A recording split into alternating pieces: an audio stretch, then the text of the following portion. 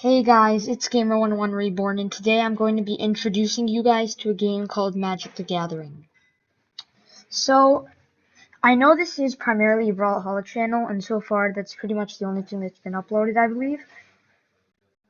Yeah, pretty much. But, and I know I have not been uploading recently, but I play this game a lot in my free time, and I just wanted to show you guys what this game was about, and if you guys like it, I'll show you more. So, I'm going to go play solo. Now, for those of you who don't know, I believe it's a collectible card game. I don't know what it's actually, which category it falls under, but it's a card game, and it's actually one of the biggest card games in the world, like most popular. I think it's even more popular than the Pokemon trading card game. But the objective of the game is to reduce your opponent's life total from 20 to 0. Now, since I'm playing alone, I'm doing this against myself. And the like normally the like the way that you'll do it most of the time is by hitting them with creatures. Now, in this game you cast spells. So anything that's not a land is basically a spell. So I have these things called lands, and I get to play one once per turn. Now, there are 5 colors in this game, okay? There's red, white, blue, green, and black. Now I'm going to play my land. And these lands help you cast your spells. So, if we look over here, we can see, you see this Goblin Guide card. Let me come over here to show you guys. This, okay, never mind. Okay, here. This Goblin Guide card, let me just show you here, this will be easier. If I zoom in here, this Goblin Guide card, so here you see the name of the card where my cursor is, and over here you see how much it costs. So it costs 1 red mana. So if we go here, we can see that mountains make red mana, islands make blue mana, swamps make black mana, forests make green mana, and plains make white mana. So when I play a spell, I have to pay the mana cost. So this costs 1 red. So I tap the land. When I tap it, that means that I'm using the land. And then I'm going to click cast. So I'm going to cast this creature. So now I played Goblin Guide. Now if we look in this middle bar, if I can scroll this down. Okay, if you see over here where it says creature, Goblin Scout, and then it has that fancy symbol there, this is telling you what type of spell it is. So this is a creature. There are all types of spells. There are instants, sorceries, artifacts, enchantments. So creatures can attack people and they do things. Now, if we look over here, this is my turn. The parts of a turn. So we have the untap step. It untaps everything that's been tapped. Upkeep step. It just triggers. It's nothing very important. Draw step, that's when you draw a card. You have your main phase. So if we look up here in this box to the top left, it says the main phase. You can cast spells and activate abilities. So that's what I did. I cast this creature, and the creature's a spell. So then I go to begin combat. I can cast instants and activate abilities, but I want to attack. Okay? So to attack, you tap the creature and send it at the enemy. Now, normally, creatures in this game have something called summoning sickness. So, what summoning sickness is basically when you play the creature, on that turn, you can't, like, attack with it and do things like that. So you can't tap it just to do anything in general. No attacking, none of that stuff. But this creature has a keyword called haste. So if you look over here, you can see that it says haste. And that means that it doesn't have summoning sickness. So I can attack the turn I put it and stuff like that. Now, it says Whenever Goblin Guide attacks, defending player reveals the top card of his or her library, and if it's a land card, they put it into their hand. So I'm going to attack, and I'm going to click OK. So the ability triggers, and that this is going to happen. So the card's going to be revealed over here. So this is not a land. And you can tell because if it was a land, it would say basic land at the bottom or in the middle. So I'm going to come back here. Now I'm going to take damage. So in this game, when creatures attack, they can only attack other players unless the card says otherwise. And I'm attacking myself once again. In a real game, that's not what happens. I attack the enemy, but in this game, it's like I am the enemy because I'm playing alone to show you guys. Now, if I click OK, you're going to see that my life total in the below this white box that says what's going to happen, it's at the left side. Gamer 101 Reborn, there's a picture of a man, and then there's the number 18. It just dropped from number 20 to 18. And what that means is that I just lost 2 life. Now we're going to click OK.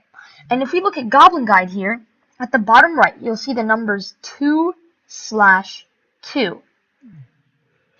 The right number is the creature's life. You can think of it like that. It's how much damage they can take in one turn before they die.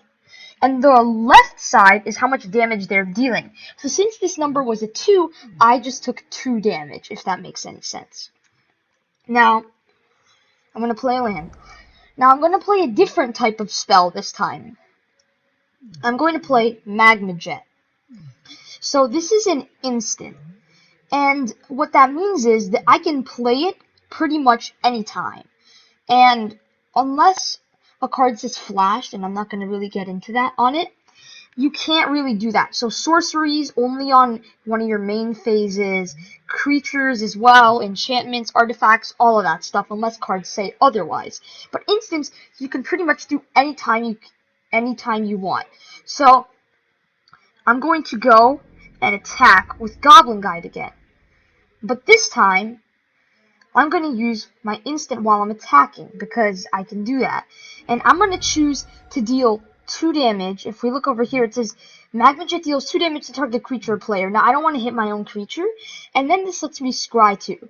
So scry is a mechanic that's used fairly often in this game. And depending on the number, here's what it means. So if it's scry 1, I get to look at the top card of my deck, and in this game it's called a library. And I can choose to leave it at the top or move it to the bottom. So scry 2 means I can choose to keep them at the top or bottom. So I get to choose for both. So I'm going to choose to bring them both to the bottom. So they both go to the bottom.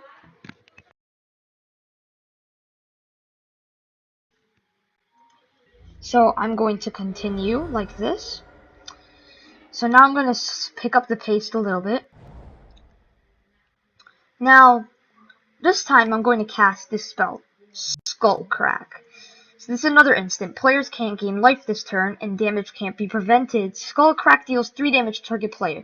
Now, if you look at the top right of the card, it costs 1 red mana and 1 anything. So that anything, that just 1 with a gray around it, can just be any color mana. So I'm going to cast it and choose myself.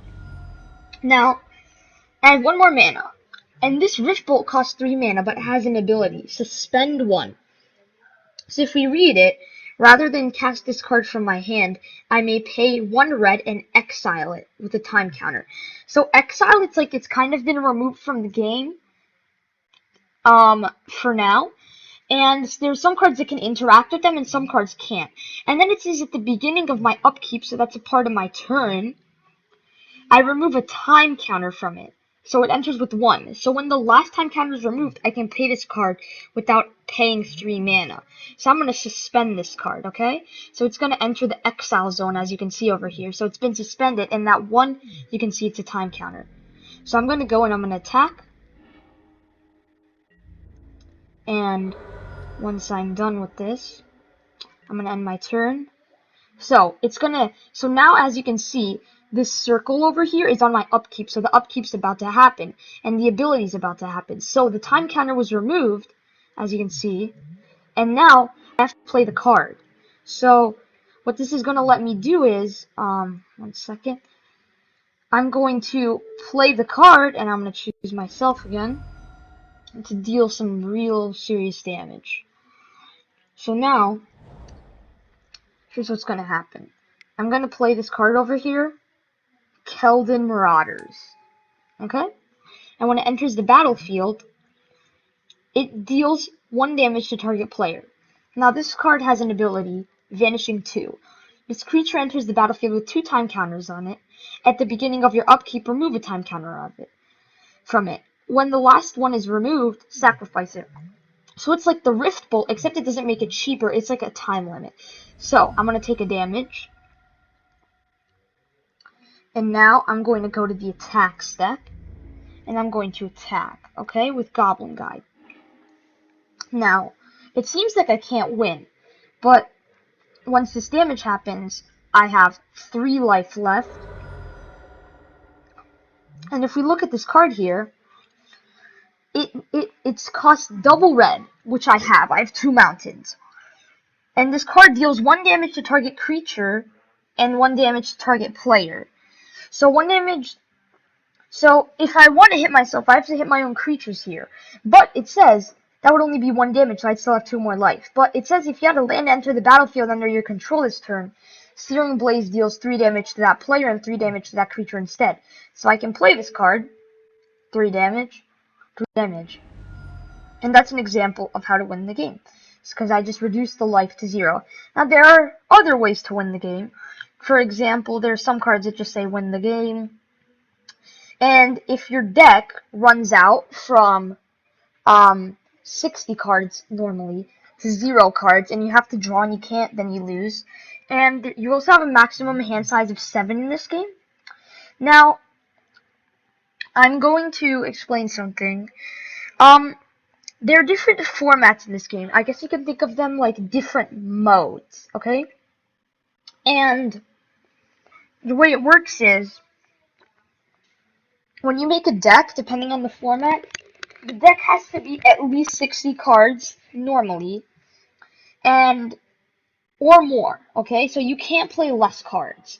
Now, this game can be played in paper, and it can be played in real life. Now, the way they release stuff in this game is in these things called sets.